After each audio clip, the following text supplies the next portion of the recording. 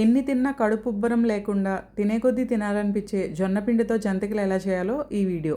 దీనికోసం జొన్నల్ని 8 గంటలు నానబెట్టి శుభ్రంగా కడుక్కొని బాగా ఎండలో ఎండబెట్టిన తర్వాత పిండి పట్టించుకోవాలి. జంతికలు చేయడం కోసం 2 కప్పుల జొన్న పిండిని తీసుకోవాలి. దీనిలో 3/4 కప్పు వరకు శనగపిండి, 1/4 కప్పు బియ్యం పిండి, రుచికి సరిపడినంత ఉప్పు, కారం, కొంచెం వాము, అలాగే నువ్వులు కూడా వేసి వాటర్ వేసుకుంటూ ఇలా ఇక్కడ చూపిస్తున్నట్టు ముద్దలా కలుపుకోవాలి.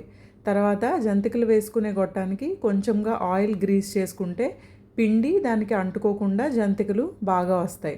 ఇప్పుడు ఈ పిండిని జంతికల గొట్టంలో సరిపడినంత పెట్టి ఆయిల్ బాగా వేడైన తర్వాత ఇలా జంతికల్లాగా వేసుకోవచ్చు. చిన్న చిన్నగా అయినా వేసుకోవచ్చు, లేదంటే ఒకటే మొత్తం పెద్ద జంతికలా అయినా వేసుకొని ముక్కలు చేసుకోవచ్చు. ఎలా వేసుకున్నా టేస్ట్ ఒకలానే ఉంటుంది.